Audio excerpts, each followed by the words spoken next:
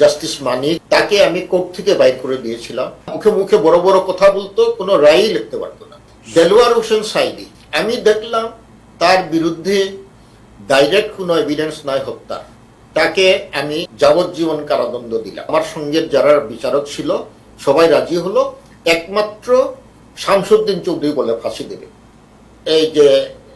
এই যে মানিক, জাস্টিস মানিক যে তাকে আমি কোর্ট থেকে বাইর করে দিয়েছিলাম।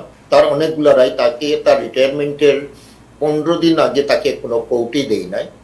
আমি তাকে বললাম তোমার যতগুলো রায় আছে, এই যে মানিক চৌধুরীর একজন আছেন, হ্যাঁ মানিক চৌধুরী, শামসুদ্দিন মানিক চৌধুরী, জি, এরা রায় লিখতে পারতো না, মুখে মুখে বড় বড় কথা বলতো, কোনো রায়ই লিখতে পারতো না। আমি বললাম তোমার এই রায়গুলা আমি তোমাকে কোনো কোর্ট দেব না, তুমি এই রায়গুলা শেষ করো। তার কাছে মানে 500-600টা রায় ছিল। উনি লিখতে পারে না কেন? আপনার এরা তো কোনো বিচারক না, কোনোদিন উকালতি করেছে নাকি? এরা কোনো না। খাইরুল হক একটা জাজমেন্ট 5 বছর নিয়েছিল ওই যে 5ম সংশোধনী রায় দিতে। না, আমি বলছি শামসুদ্দিন মানিক যে লিখতে পারতেন, আপনি বলেন say what is his problem? উনি কি লেখাপড়া জানে না? শুনেন, একটা রায় লিখতে হলে শুধু ভালো ইংরেজি বললে হয় না। একটা রায় লিখতে হলে আপনাকে আইন জানতে হয়। এটা আপনি কি বলতে চাচ্ছেন যে শামসুদ্দিন চৌধুরী মানিক উনি তো নিজেকে সুপ্রিম কোর্টের বিচারক হিসেবে দেয়? তার কোনো রায় পড়ার মতো কোনো রায় নাই। আমি একটা উদাহরণ দেই, তাহলে আপনি জানতে পারবেন। একটা রায় কথা বলছি, বলবো? বলেন, জি বলেন।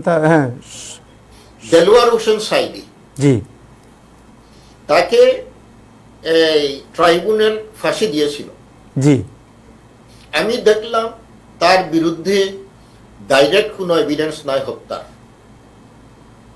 আমাদের নীতি অনুযায়ী তাকে আমি দিলাম, যাবজ্জীবন কারাদণ্ড দিলাম। তো আমার সঙ্গে, আমার বিরুদ্ধে আমি করব, আমার সঙ্গে যারা বিচারক ছিল সবাই রাজি হলো, একমাত্র শামসুদ্দিন চৌধুরী বলে ফাঁসি দেবে। তার এটা এখনো আছে, এতে আছে, দেখলে দেখবেন। এটা হলো ওই সাক্ষী এই বলেছে, এই সাক্ষী এই বলেছে, এই সাক্ষী এই বলেছে। আমি যার পরিপ্রেক্ষিতে ট্রাইব্যুনাল ঠিক রায় দিয়েছে তাকে আমি ফাঁসি দিলাম। এটা কোনো রায় হলো? যুক্তি থাকতে হবে, বিশ্লেষণ থাকতে হবে, আইনের বিশ্লেষণ থাকতে হবে, এরপরে এটা রায় হয়। তাইলে একটা প্রশ্ন করি আপনাকে, এই যে যুদ্ধাপরাধের যে মামলা যেগুলো করেছেন আপনারা, এখানের মধ্যে দেলোয়ার হোসেন সাইদির কথা আপনি যেটা বললেন, সো আপনারা কিভাবে তাকে যাবজ্জীবন দিলেন, যেখানে তেমন কোনো এভিডেন্স আপনি বলছেন যে তার বিরুদ্ধে ছিল না? তার বিরুদ্ধে ডাইরেক্ট খুনের কোনো ছিল না। আচ্ছা, একটা জিনিস মনে রাখবেন, ট্রাইব্যুনালের যেগুলা রায়, এইটাই কনফার্ম করা বা বাতিল করা, এটাই আমাদের ক্ষমতা ছিল। এবং আমার একার পক্ষে কোনো কিছু করার ক্ষমতা ছিল না।